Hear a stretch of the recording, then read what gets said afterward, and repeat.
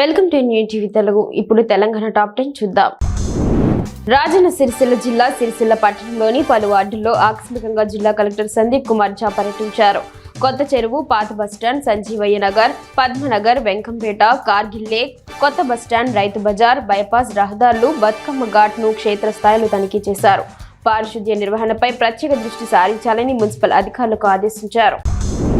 హన్మకొండ జిల్లా భీమదేవరపల్లి మండలం బంగరలోని తెలంగాణ రాష్ట్ర doctor PV Rangarao residential school college నందు ఉదయం విద్యార్థులకు అందజేస్తున్న అల్పాహారంను పరిశీలించి విద్యార్థులతో కలిసి టిఫిన్ చేసిన జిల్లా కలెక్టర్ ప్రావీణ్య తదుపరి పాఠశాల ఆవరణలో మొక్కలు నాటారు. 10వ తరగతి విద్యార్థులకు నోట్బుక్లు, పెన్నులు అందజేశారు. మహబూబ్ నగర్ జిల్లా జడ్చర్లలోని రెవెన్యూ రికార్డులను ఆధునీకరించి పక్కాగా నిర్వహించడంతో పాటు ఇళ్ల స్థలాల వివాదాలకు చెక్ పెట్టేందుకు కేంద్ర ప్రభుత్వం ప్రవేశపెట్టిన national geospatial knowledge survey Naksha pilot కింద జడ్చర్లలోని బీఆర్ఆర్ డిగ్రీ కళాశాల ఆవరణలో జిల్లా కలెక్టర్ విజేంద్ర బోయి లాంఛనంగా ప్రారంభించారు. సర్వే ద్వారా పట్టణాల్లోని ఇళ్ల స్థలాల వివాదాలకు పూర్తిగా చెక్ పడనుందని కలెక్టర్ అన్నారు. ఇంటి పన్నులు సకాలంలో చెల్లించి మున్సిపల్ అభివృద్ధిలో భాగస్వాములు కావాలని జమ్మికుంట కమిషనర్ మహమ్మద్ అయాజ్ అన్నారు. కరీంనగర్ జిల్లా జమ్మికుంట మున్సిపల్ పరిధిలో కొనసాగుతున్న ఆస్తి పన్ను వసూళ్ల కార్యక్రమంలో కమిషనర్ పాల్గొన్నారు. ఇప్పటి వరకు 82% పన్నులు వసూలయ్యాయని, మార్చి నెలాఖరులోగా 100% వసూలు చేయాలని సిద్ధమని ఆదేశించారు. వరంగల్ నగరంలో టాస్క్ ఫోర్స్ పోలీసులు దాడులు చేసి భారీగా నిషేధిత పొగాకు ఉత్పత్తులను పట్టుకున్నారు. ఈ తనిఖీల్లో 3.15 లక్షల రూపాయల విలువైన పొగాకు ఉత్పత్తులతో పాటు ఆటోను స్వాధీనం చేసుకున్నట్లు టాస్క్ ఫోర్స్ సిఐ శ్రీధర్ తెలిపారు. పెన్నవారి వీధి కేంద్రంగా ప్రభుత్వ నిషేధిత పొగాకు ఉత్పత్తులను విక్రయిస్తున్నారు. కేంద్ర బడ్జెట్లో కరీంనగర్ జిల్లాకు అన్యాయం జరిగిందంటూ వామపక్ష పార్టీ నాయకులు ఆందోళనకు దిగారు. కరీంనగర్ తెలంగాణ చౌక్లో నిరసన తెలియజేశారు. కేంద్ర ప్రభుత్వానికి వ్యతిరేకంగా నినాదాలు చేశారు. కేంద్ర బడ్జెట్ పేద ప్రజలకు తీవ్ర అన్యాయం చేసిందని ఆరోపించారు. కార్పొరేట్ శక్తులకు బడ్జెట్ అనుకూలంగా ఉందన్నారు.